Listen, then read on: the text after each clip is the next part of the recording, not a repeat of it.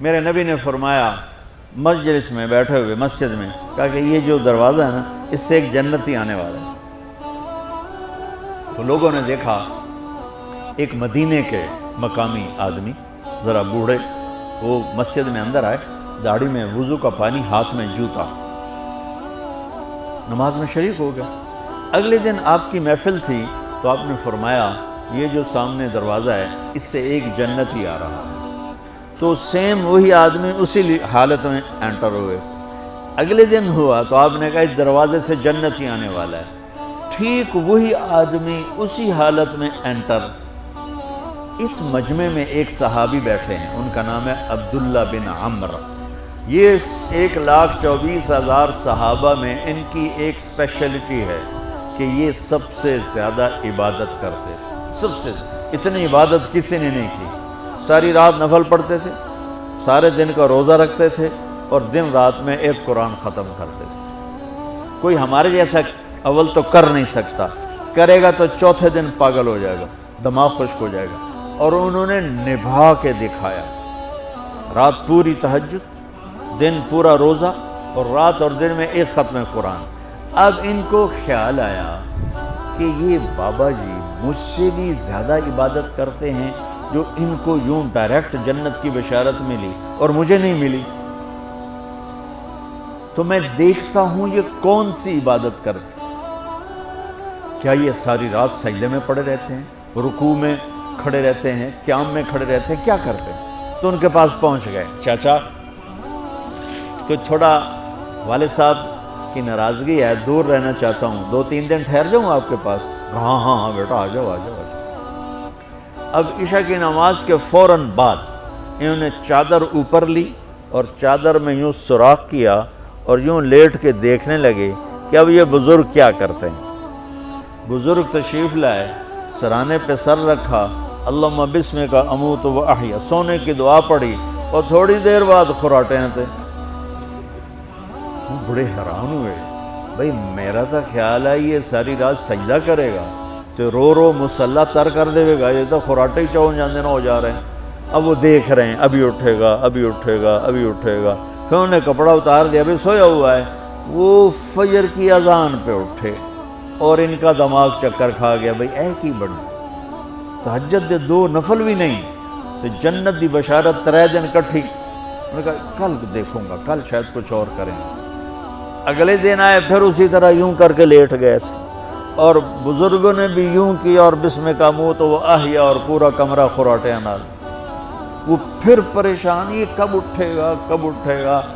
فجر کی اذان پہ اٹھے تو اور ان کی حیرت بڑھ گئی، کہنے والا سچا، اس کے بات کو تو چیلنج ہو نہیں سکتا، وہ محمد مصطفیٰ ہیں، لیکن یہ چکر کیا ہے، یہ جنت مل کیسے رہی ہے؟ چلو ایک رات اور صحیح۔ تیسری رات آئے، یہ یوں لیٹے وہ یوں لیٹے، یہ دیکھتے رہے وہ سوتے رہے، حتیٰ کہ فجر کی اذان پہ آنکھ کھلی تو یہ نا پھٹ پڑے، کہنے لگے چاچا بات بتاؤں؟ کہنے کیا ہے؟ کہ میری کوئی جھگڑا نہیں تھا ابا سے، میں نے 3 دن مسلسل تیرے بارے میں سنا جنتی آ رہا، 3 دن تجھے اللہ کے نبی نے بشارت دی، جنتی ہے جنتی ہے جنتی ہے، لیکن میں اس بات پہ حیران ہوں تو ساری رات سوتا رہتا۔ اس زمانے میں منافق بھی تہجد نہیں چھوڑتے تھے، فرض نماز تو فرض نماز ہے، منافق بھی تہجد نہیں چھوڑتے تھے۔ تو کہنے لگے کیا کرتے ہو؟ ساری رات تو سوتے گزار دیتے، کیا کرتے ہو؟ کہنے لگے بھتیجے جو تو نے دیکھا ہے یہی کرتا ہوں۔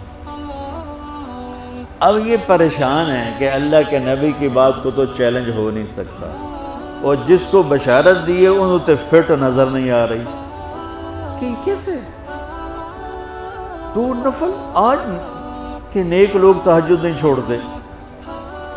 تو کہنے لگے اچھا چلو اللہ نے ایسا ہی، اللہ کی مرضی، اللہ کے نبی کی مرضی۔ یہ 4 قدم چلے تو آپ سننا، کہا بھتیجے ادھر آؤ، کہا بیٹا ادھر آؤ، آ گئے۔ کہنے لگے اب تمہیں اصلی بات بتاؤں، اب تمہیں اندر کی بات بتاؤں؟ میں نے کہا کیا ہے؟ اب وہ تیار ہو گیا کہ یہ کہیں گے میں 3 دن بیمار تھا اس لیے میں اٹھ نہیں سکا، ورنہ میں تو ساری رات سجدے میں گزارتا ہوں، میں تو ساری رات روتے روتے گزارتا ہوں، تو 3 دن میں بیمار تھا، میرے پیٹ میں درد تھا، میرے سر میں درد تھا، تو میں اٹھ نہیں سکا، ورنہ تو دیکھتا تو حیران ہو جاتا میری رات کیسے ہوتی۔ کہتا ہاں جی۔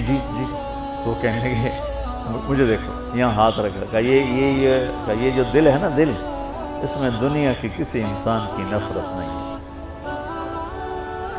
اور جب اللہ کسی کو کوئی رزق دیتا ہے تو مجھے کبھی حسد نہیں ہوا، مجھے خوشی ہوتی ہے۔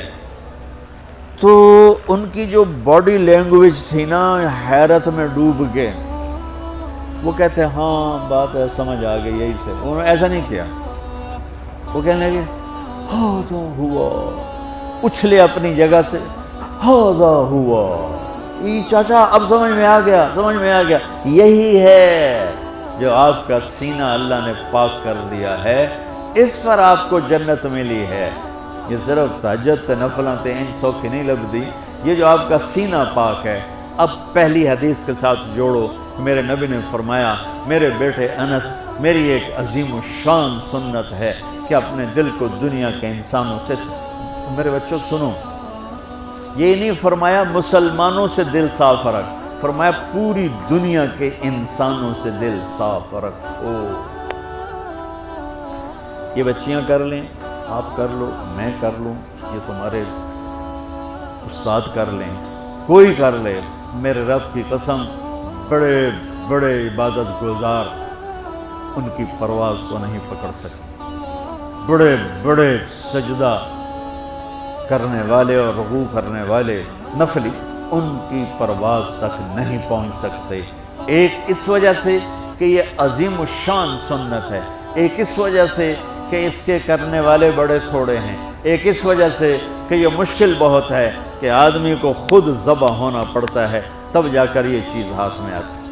ایسے نہیں ہے کہ تہجد کے لیے نیند قربان کر دی، ہم جماعت میں گئے 40 دن کے لیے تھوڑا رکا سکا کھا لیا اور گھر کی جدائی برداشت کر لی، یہ پل پل کی موت ہے، پل پل کی عزت نفس پہ چھریاں ہیں، اور پھر یہ مسکرا کے چلتا ہے، یہ مقام اسے جبریل سے بھی اوپر لے جاتا ہے۔